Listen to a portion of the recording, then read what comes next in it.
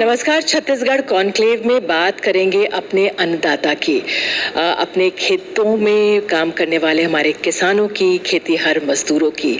छत्तीसगढ़ ऐसा राज्य है जहाँ पे 75% से ज़्यादा आबादी खेती किसानी करती है। इस राज्य को राइस बोल ऑफ इंडिया कहा जाता है।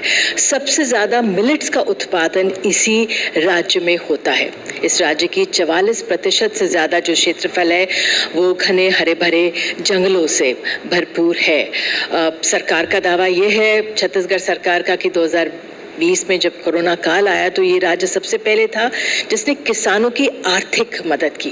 कई योजनाएं हैं जिनका ऐलान किया हुआ है, लेकिन ज़मीन पर वो कितनी कारगर है, कितना फ़ायदा हमारे किसानों को हुआ है, यही हम समझने की कोशिश करेंगे। हमारे साथ इस समय ख़ास मेहमान मौजूद हैं। हमारे साथ हैं प्रदीप शर्मा, सलाहकार हैं मुख्यमंत्री के कृषि क्षेत्र के मामलों में। हमारे साथ हैं डॉक्टर गोपी कृष्णदास, डीन है कॉलेज ऑफ एग्रीकल्चर के हमारे साथ। हमारे साथ हैं राजाराम त्रिपाठी जी, जो कि alliance of Indian farmer association के नेशनल कन्वीनर हैं। इन्होंने सरकारी नौकरी छोड़कर जैविक खेती कर रहे हैं, हेलीकॉप्टर खरीदा है स्प्रे के लिए। और साथ ही हमारे साथ हैं रुपन चंद्राकर, एक किसान।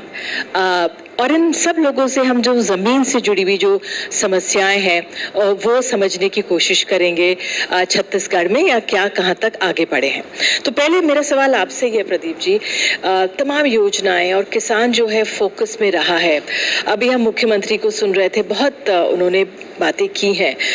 आपका क्या आंकलन है 5 सालों में जो नरवा गुरवा ये पूरी योजनाएं, इससे कितना फ़ायदा हमारे किसान को पहुँचा है? देखिए, पहली चीज़ तो ये हुई है इस पूरे 5 साल में कि ये सरकार एग्रेसिवली इसने किसानी को अपना मूल एक क्षेत्र बनाया, फोकस किया। इसके पहले लोग आते थे, जो कुछ भी होता था वो वर्ल्ड बैंक लेड जो डेवलपमेंट होता है उस तरह की सरकार थी। बड़े बड़े फ्लाईओवर्स बनते थे, बड़े बड़े और इस तरह के इंफ्रास्ट्रक्चर्स बनते थे, नया रायपुर बन गया। ये एक तरह की चीज़ें ज़रूरी थी, लेकिन जिस राज्य में लगभग 75% जैसा आपने कहा लोग सीधे सीधे तौर पे किसानी से जुड़े हुए हैं, उस समय ये देखना ज़रूरी होता था कि वो इंफ्रास्ट्रक्चर को कैसे देख रहे हैं। एक बड़ा फ्लाईओवर या एक 6 लेन हाईवे किसी गांव से गुजरता है तो वहाँ का किसान का लड़का ये सोचता है कि अब मेरे शहर जाने का रास्ता ठीक बन गया, और उसका बाप ये सोचता है कि अब किसानी में एक आदमी और कम हो गया। ये जो चीज़ थी, ये जो एक बड़ा मसला था, उसका भूपेश सरकार ने तोड़ दिया। पहली बार सरकार किसानों के लिए, किसानों के द्वारा और किसानों की बनी। सबसे पहले सरकार ने बात की जिन 4 कंपोनेंट्स में खेती खड़ी है, नरवा यानी पानी, गरुआ यानी कैटल स्टॉक्स, घुरुआ यानी कंपोस्ट पिट, बाड़ी मतलब न्यूट्रिशन।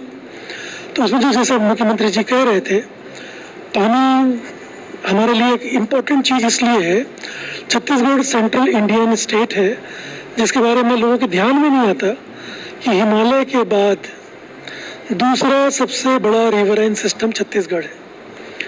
उसके कारण यहाँ 32,000 प्रकार की केवल राइस वैरायटी होती थी। ये जो इकोलॉजी थी ये धीरे धीरे क्लाइमेट चेंज से और बहुत सारे तरह के नए किस्म के डेवलपमेंट से ख़त्म होते जा रहा था, तो उनको वापस ध्यान में लिया गया। 32,000 जो यहाँ नाले हैं उसमें से 16,000 नालों को हम साल भर बहने वाला या कम से कम 10 महीने बहने वाला हम बना चुके हैं। 46% जंगलों में 24 लाख हेक्टेयर जंगल वाटरशेड एरिया है।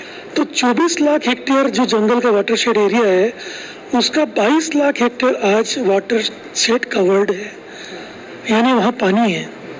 पानी है तो नीचे पानी है क्योंकि जंगल से पानी आता है, जंगल रीजनरेट हो रहे हैं। तो ये जो परिवर्तन हुआ है ये पानी आने की वजह से हुआ है।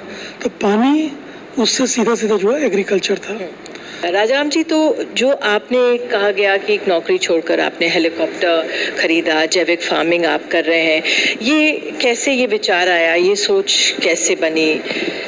ज़मीन पे यहाँ पे क्या बदलाव आया कि आपने जैविक फार्मिंग को चुना? तो बेहद पिछड़े क्षेत्र में पैदा हुआ, पला बढ़ा, एक प्राइमरी स्कूल के शिक्षक का लड़का हूँ। मैं कॉलेज के प्रोफेसर में भी मेरी नौकरी लगी, बैंक का ऑफिसर भी बना मैं। लेकिन मूल हमारा व्यवसाय खेती का था शुरू से, मेरे दादाजी के समय से। करीब बस्तर में हमें 70 साल हो गए। तो मेरे दिमाग में हमेशा चलता था, क्योंकि धान की खेती मेरे दादाजी भी करते थे और धान का कटोरा छत्तीसगढ़ कहलाता था। लेकिन एक अंतर्राष्ट्रीय कहावत है निधि जी कि पेडी एंड पॉवर्टी गोज टुगेदर, यानी धान की खेती और गरीबी का चोली दामन का साथ है। तो मैं इस विरोधाभास को दूर करने के लिए, विशेषकर छत्तीसगढ़ के परिप्रेक्ष्य में, मैंने सोचा कि हमारी कुल जमीन कितनी है। कुल जमीन है लगभग 49 मिलियन हेक्टेयर, यानी मोटा मोटी हम कहें लगभग 50,000 वर्ग किलोमीटर। प्रदीप जी मुझे करेक्ट करिएगा कहीं गलत हो तो। लेकिन हमारे जो धान के अलावा जो मैं कहना चाहूंगा, जो जंगल है निधि जी, वो तकरीबन 60,000 वर्ग किलोमीटर है। यानी खेती की जमीन से ज्यादा हमारे पास जंगल है, 44%। तो यदि हम किसी तरह से सस्टेनेबल हार्वेस्टिंग, विनाश विहीन विदोहन कर पाए, जंगल जो उनके मूल मालिक हैं, आदिवासी और अन्य वर्गों को भी जोड़ते हुए, अगर हम जंगल में जड़ी बूटी या फॉरेस्ट प्रोड्यूस को उगा पाते हैं, तो मुझे लगता है कि जमीन की अतिरिक्त आवश्यकता नहीं होगी और जंगल में जितनी चीजें हैं बिना सिंचाई की हो जाती हैं। आपने जिस तरह से जैविक खेती की बात की, मिलेट्स यहाँ पे सबसे ज्यादा उगाए जाते हैं इस राज्य में। हेलीकॉप्टर का प्रयोग, क्योंकि बहुत कम किसान हमारे होंगे जो हेलीकॉप्टर का प्रयोग स्प्रे के लिए करेंगे, क्योंकि असली बात तो मैं यहाँ पर है हमारे साथ रूपन जी, उनके पास उनसे समझूंगी। लेकिन वो आपने उसका प्रयोग कैसे किया या कितना उसका असर हुआ, थोड़ा उसके बारे में, अनुभव के बारे में बताइए। मोदी जी, जब 96 में मैंने जड़ी बूटियों की खेती चालू की और हमने एक्सपोर्ट करने का सोचा, सन 2002-03 में एक्सपोर्ट का लाइसेंस लिया, तो हमने देखा कि जंगल की जड़ी बूटियां जो हैं वो यूरोप और अमेरिका में अगर इंपोर्ट करते हैं तो वो प्रतिबंधित है, कि जंगल आने वाली पीढ़ियों की धरोहर है, वहां जो हम लोग नोचते खसोटते हैं ये गलत है। तो उन्होंने कहा कि अगर उगाएंगे तो हम लेंगे। दूसरा, वो सर्टिफाइड ऑर्गेनिक होना चाहिए। तो मुझे एक छत्तीसगढ़ को और पूरे देश को बताते हुए गर्व है कि भारत का पहला सर्टिफाइड ऑर्गेनिक फार्म हमने बस्तर में डेवलप किया 97-8 में, और ऑर्गेनिक सर्टिफिकेशन इंटरनेशनल हासिल किया। आज हमारे साथ करीब 1000 आदिवासी परिवार और 25,000 किसान जुड़े हैं।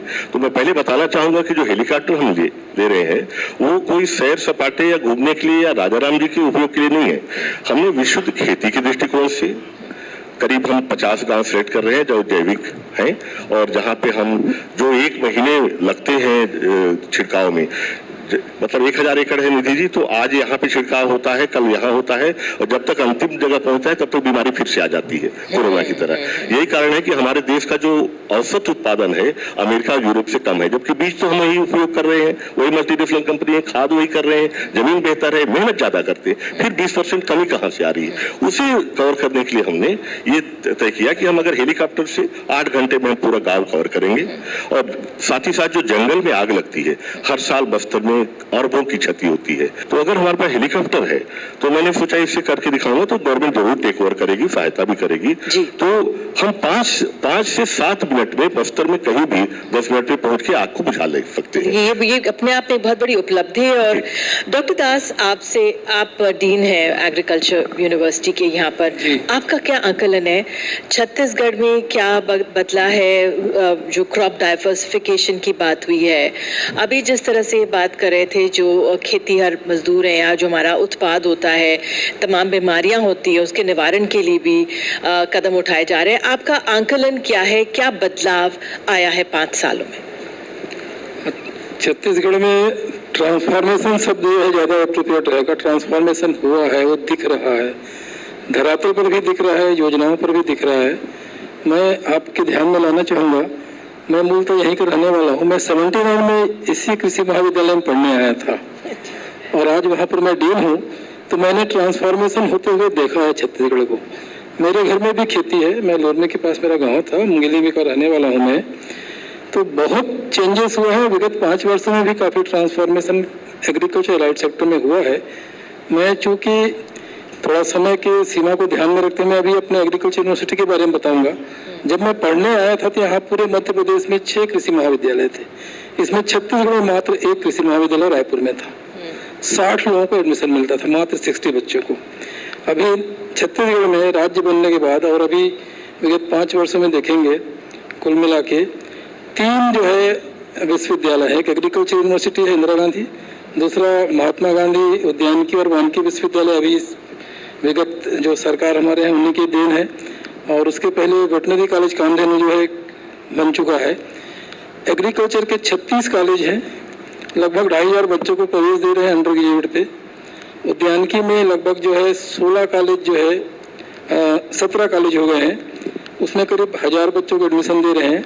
और ये बच्चे जो हैं हमारे यहाँ जो छत्तीसगढ़ के कृषि और उसके अलाइड सेक्टर में ट्रेंड मैन पावर के रूप में काम कर रहे हैं। ये एग्रीकल्चर में रिसर्च, अनुसंधान, प्रसार कार्य में पूरा जुटे हुए हैं, और इनका परिणाम जो है आपके सामने है कि विगत वर्ष जो है राज्य शासन ने 107 लाख टन मिट्टी धान खरीदा है।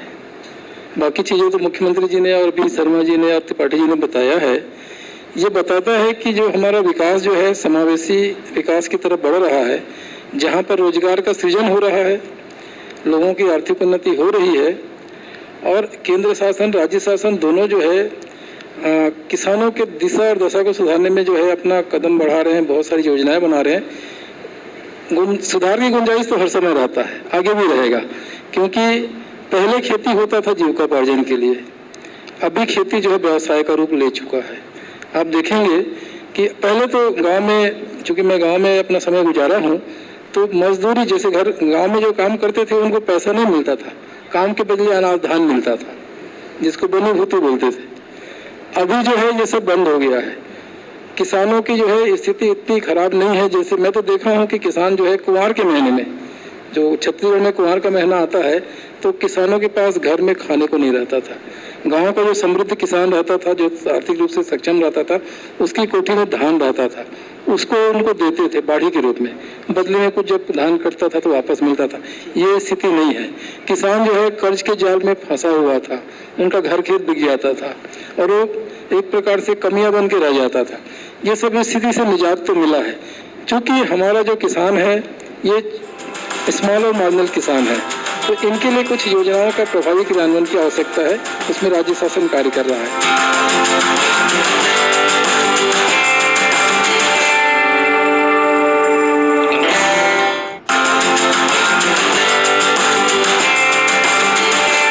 रूपन चंद्राकर जी, आप हमें बताइए, आप अपने अनुभव से 5 साल में क्या आपको लगा, क्या बदला है?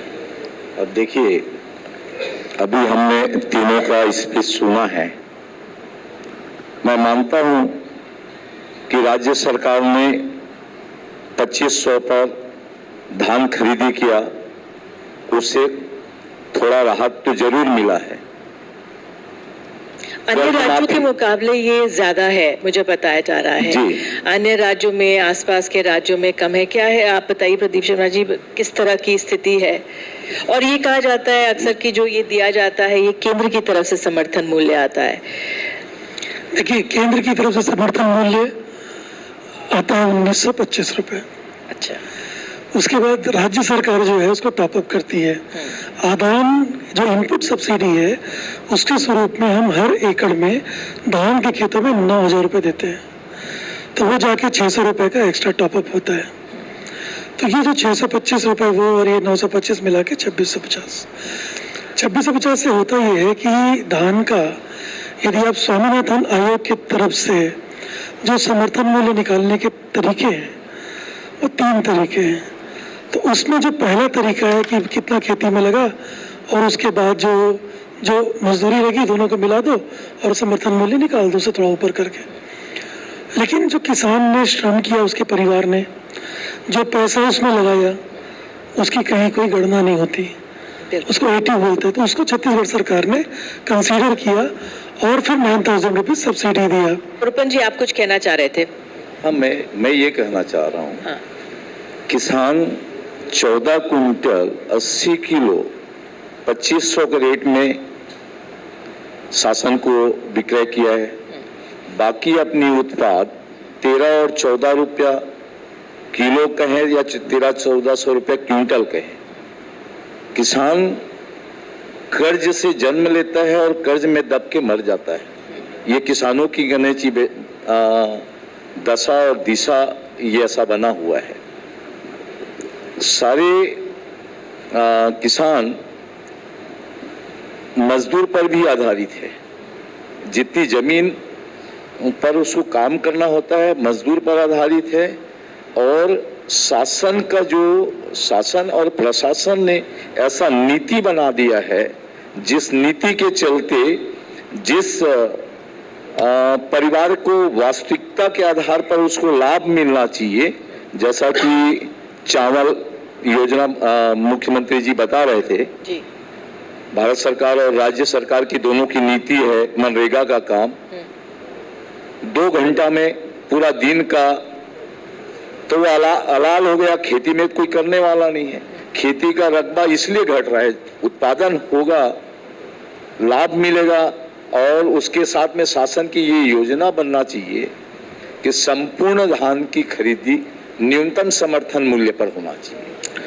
ये जो है जो स्थिति है, इसी में बदलाव की जरूरत है। अंत में आपसे जो आप अपने किसान भाइयों को जब आप जमीन पर उतरते हैं क्या कहते हैं, वो 4 लाइनें हमारे किसानों के लिए कह दीजिए।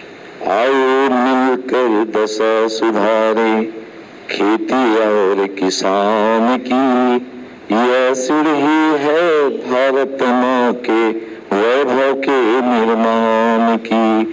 अन्न दूध फल देने वाला खुद ही जब असहाय हो, तो भारत की उन्नति का फिर बोलो कौन उपाय हो। संरचना करनी है हमको पुनः विजय अभिमान की, यह सीढ़ी है भारत माँ के वैभव के निर्माण की। इसी के साथ हम इस कार्यक्रम को फिलहाल समाप्त करेंगे, क्योंकि किसानी को लेकर तमाम सवाल हैं, वो उठते रहेंगे। लेकिन सरकारें हैं, योजनाएं बनाती हैं, ज़मीन पर बहुत योजनाओं को अंजाम भी दिया जा रहा है, समय लगेगा। लेकिन फिलहाल उम्मीदों का प्रदेश, ये हमारा छत्तीसगढ़। नमस्कार।